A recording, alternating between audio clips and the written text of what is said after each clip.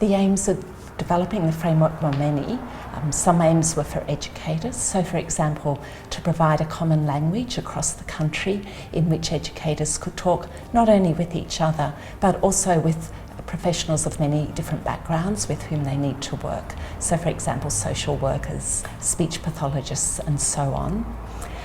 It's really important that educators across the country can talk with each other because that's the way that the profession grows.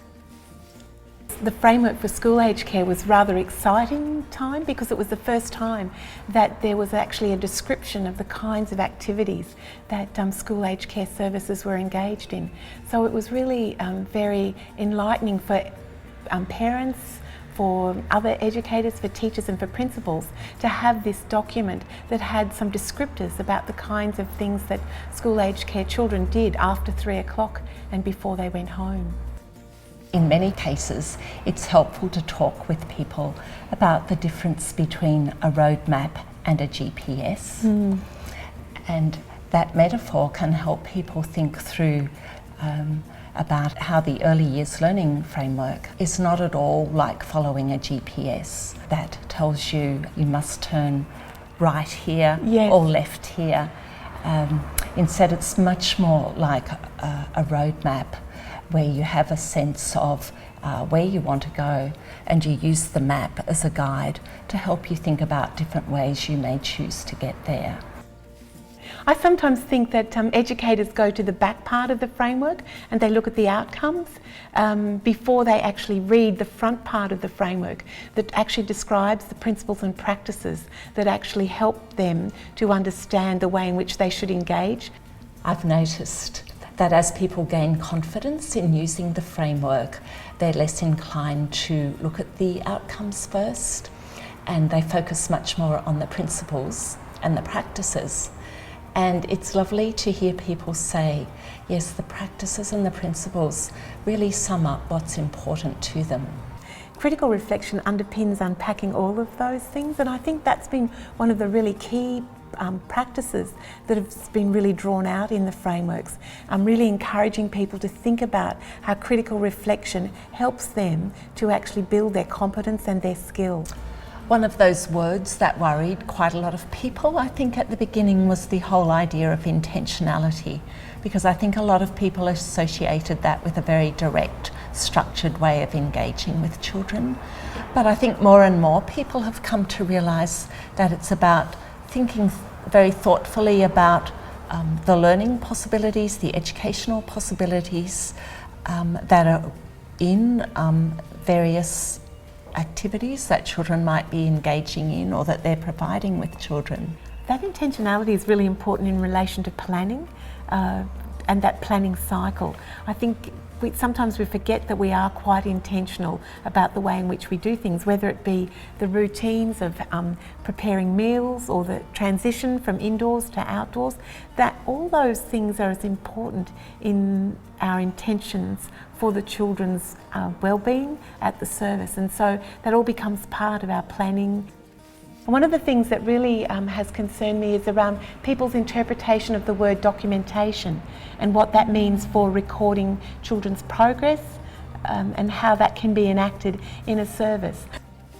And I think too, people are relaxing more into documentation and realising that it's about capturing important moments and using what they've documented as an opportunity and a springboard for continuing to think about where they might go next with the children.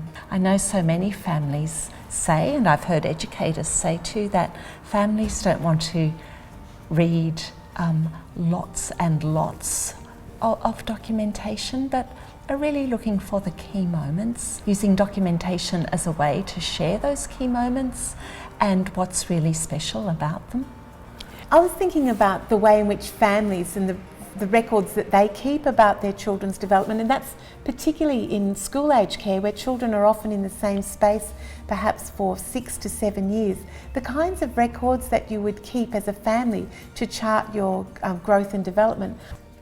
In school age care, the framework has improved outcomes for children in that they are working with educators who are much more confident and articulate about the principles and practices that they use in services every day. In school age care, I was thinking that I've seen people in the past perhaps say, oh, what a shame they have to go to after school care, as if it was somewhere that children wouldn't want to be. And that's where I've seen that the framework has actually articulated joyous outcomes about children's well-being and about their development. And it's made people realise that school age care services are really a place where children grow, develop competence and collaborate with other children. It's a framework that respects them as educators, that provides lots of scope for their professional decision making, that helps them articulate what they're doing in their work and why their work is important. But another aspect that makes me proud is the way that the framework recognises children as so capable and also as very active participants in their community.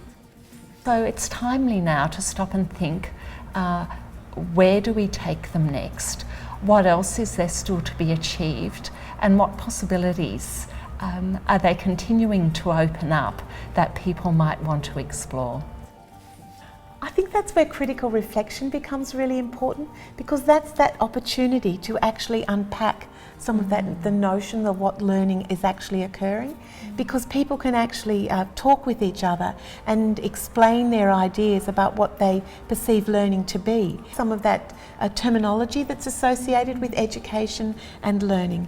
And I think that critical reflection allows educators to really think about what learning means for children and how they can support children in those learning opportunities. And so that where perhaps they hadn't necessarily labelled something as a learning experience, but through the critical reflection they can analyse what's actually happening and start to see how important or where the important learnings are. The litmus for me is to see the framework in action. When you walk into a school age care service and you see happy, relaxed children making friends with other children, collaborating, building, eating together, those kinds of activities give me a sense that the framework is in action and that educators are actually making things happen for the well-being of all Australian children.